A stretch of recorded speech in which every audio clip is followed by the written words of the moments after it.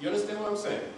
So I'm trying to teach you an appreciation of yourself at the same time without developing an antagonism or a hostility towards anybody else. So here you have it. Adam and Eve, supposedly in the Garden of Eden, went to Jerry Curl. And this is on the cover of Newsweek magazine. And then you have this image right here. Now this is an important piece. This is the world's first known use of mathematics. At least it was thought so at the time. Again, we're discovering new things about Africa all the time. This is called the Ishango bone, I-S-H-A-N-G-O, I-S-H-A-N-G-O. It's called the Ishango bone, and it's called that after a region or river in Central Africa called Ishango. And at the time these bones, or this bone was identified in the middle 1970s too, the date was given about 25,000 years old. And what you see here, if you look carefully, are not just carved on the surface of the bone in a sequential order. And some people would even argue that this is a very primitive form of a computer.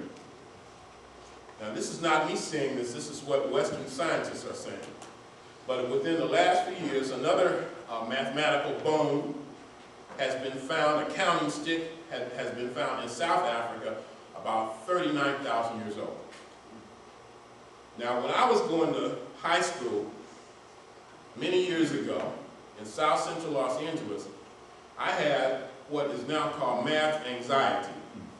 That is, I was definitely afraid of mathematics. I was good in geography, I was good in history, I was good in social sciences, but mathematics, I was terrified about. I just had an inferiority complex. I don't know about you, but I had the belief that African people, black people, could not do well in mathematics.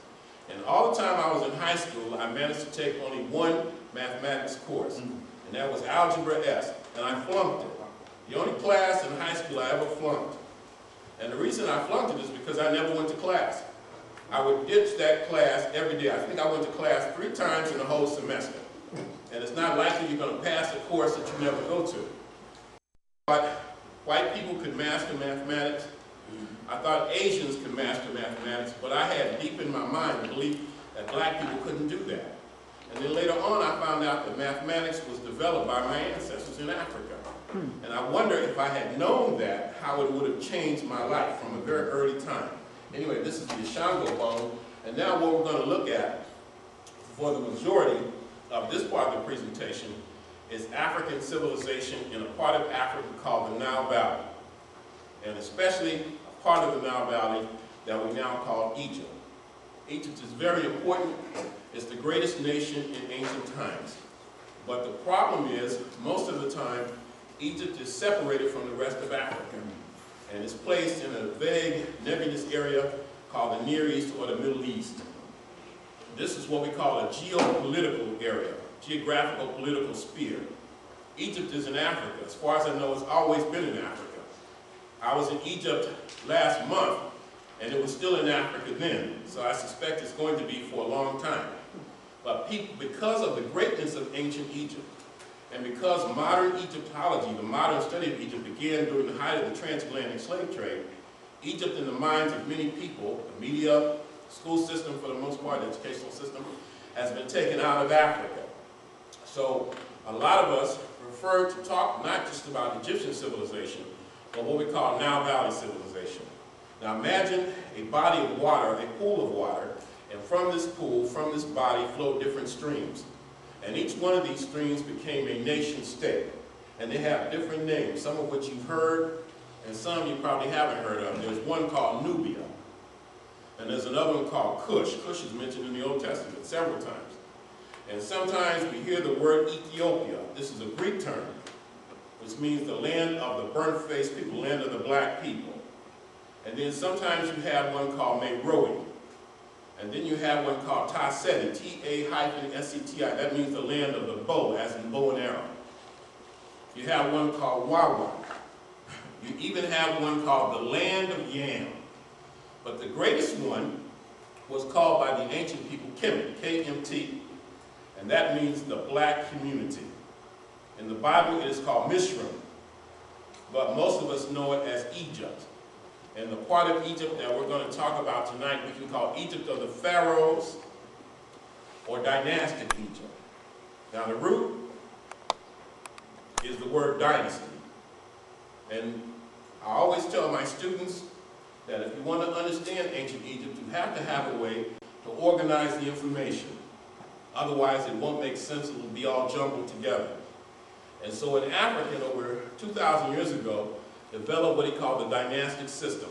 A dynasty is a family of rulers, one member of the family coming after the other for an extended period of time. I repeat, a dynasty is a family of rulers, one member of the family succeeding the other for an extended period.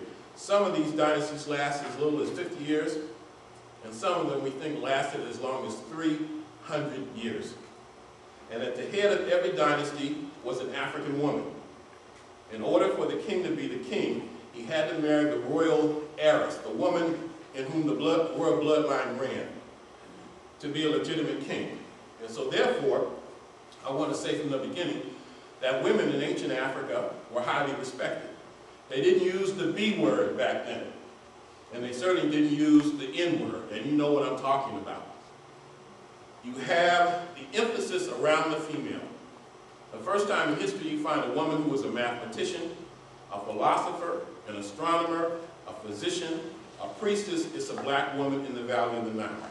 It is said that Africa was where civilization and humanity began, but Egypt or Kemet was where it was refined. Now the reason you have the prosperity in this area is because of the Nile River. I've been to Egypt, I think 9 times now, and the thing that you notice more than anything is how dry it is. It's mostly desert. But right in the center of it, you have this mighty river, and that river we call the Nile River. The Nile River is the longest river in the world. It's more than 4,200 miles long. It's twice as long as the Mississippi River. And it's different from most other rivers in that it flows from south to north. The Mississippi flows from the north to the south. And along this river, great and mighty cities grew up. And because it was a river, you have irrigation, because the soil is very dry, it's desert. But because of the river, you can irrigate the soil. And because it's a river, you can use boats, so you have transportation, you can move around. And because of that, you can have communication. And these things make civilization possible. And when I talk about civilization, I'm talking about something, a high culture with cities and towns and villages. We call that urbanization. I told you I was going to give you a lot of information. Break it down. Urbanization. And then you have what we call metallurgy. Metallurgy is the use of metal weapons and tools, as opposed to stone. And urbanization is important as opposed to people just wandering from place to place. This Hurricane Katrina brings that to mind. And people have been forced to relocate. But you have urbanization in the ancient Nile Valley, people living in cities, towns, and villages. And you have writing systems or scripts. People began to write things down, their history, business transactions, wills, religious texts. So these are the things that constitute civilization. Cities, towns, and villages, we call it urbanization, metallurgy, writing systems, and agricultural science. People are able to feed themselves. So those are the 4 components of civilization. And the civilization that the world still marvels at more than any other is Nile Valley civilization. Now what we're going to do now is look at what I consider the most important of the kings and queens and dignitaries and notables in Nile Valley history. That's how we're going to spend the bulk of the first part of the presentation. Now this is a person whose name you have probably heard of. His name is Aha Mena, or just for short we call him Aha. When you find something out, when you discover something, you might say, aha, I didn't know that. That comes from the name of this African king. And I guess it's important to introduce a subject like that because we are in a new age of discovery, and what we are discovering for the most part is ourselves, sometimes for the first time. This king comes to us, he's the first king of the first dynasty. And he comes to us about 5,300 years ago. 5,300 years ago, and he's on the throne for 66 years, or about 60 years or so. In order to build the new capital city of Egypt, he had to have the course of the Nile River diverted. That took a lot of